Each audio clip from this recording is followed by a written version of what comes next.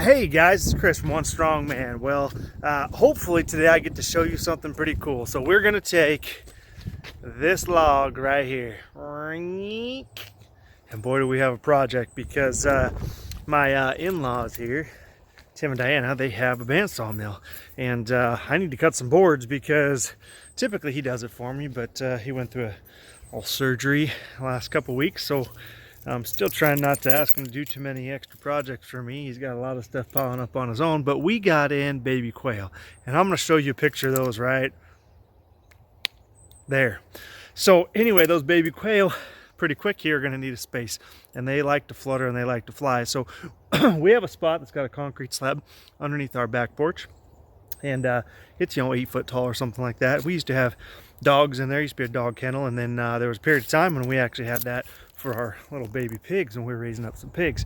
But what we're going to do is enclose that and rebuild that with different wire. And so this is a time to make something nice and pretty like this stuff here, which Tim helped me mill up this last fall. So it's going to be a similar style excuse me, similar style, and it's going to be under the back porch, so stick along, show you how we mill that stuff out, and hopefully it goes pretty good, because I don't really know what I'm doing, but like we said, you just got to jump right in, see what you can accomplish. So stay tuned. Well, shit. So the first thing I did was lifted up that damn log, and I went to slide it in the truck rather than just walking it down the street. And look what I done to my tailgate. If you can't tell, that's not supposed to be the right shape. So anyways, it kind of slipped out of the excavator bucket, and it swung down and hit the tailgate before it hit the rest of the bed of the truck. And I didn't like that tailgate anyway. Anyways, here we go.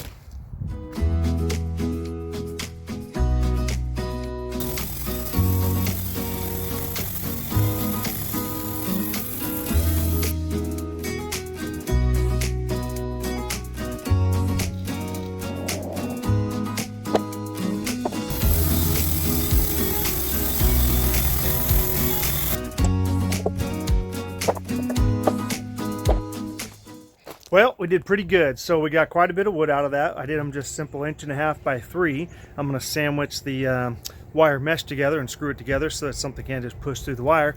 But shoot, you can see really good there that tailgate I mentioned from earlier, man. Man, if it ain't one thing, it's another. But anyway, the old bandsaw mill is pretty awesome. And if you know somebody, that's the way to do it whenever you're doing any farm projects, to try and find this type of lumber instead of your box store lumber. Man, it's gonna save you tons. I can't even tell you what. I mean, these aren't 2x4s. We didn't need 2x4 just for the net, so we just did 1.5 by 3s.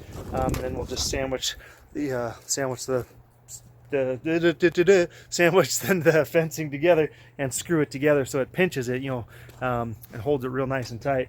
And that'll give us a good framework to make sure that predators don't get in and kill all our birds and animals. But this will be just fine, right? And there's just no log that we had hanging around. There's some parts that aren't that great on it, but just cut around them, man. We don't need everything in 8 foot lengths.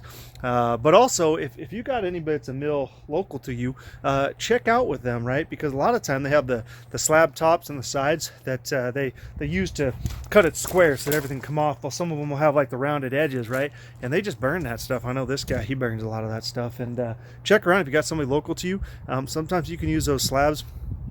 Isaiah swung by today and reminded, those are great things that you could turn the round side in, and it looks pretty from the outside. It's all flush and flat, and it could be great for garden beds. It could be good for siding on a shed, something like that. So, and a lot of time you get that stuff for free, as well as firewood if you wanted to. So check around with your local mills.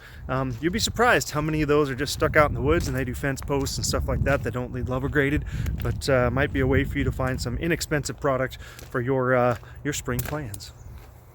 But anyways, guys, as today comes to a close, I just want to tell you all that we know you're coming up to your spring, and with our little group, we've seen a family come out and post kind of the wind plant diagram there, and that's helpful for a lot of people. I know for us, man, sometimes we just throw it all in at the same time, and that really doesn't do what it needs for your production, right? So, all right, guys, hope you're having a great one.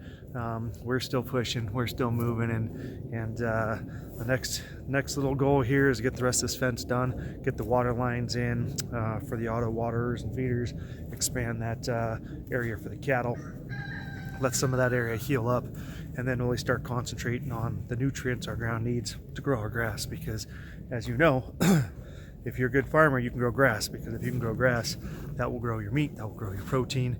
All you got to do is wait till it's ready and then slaughter that baby and put it in the freezer. So thanks, you guys. Have a wonderful afternoon. We'll talk to y'all soon.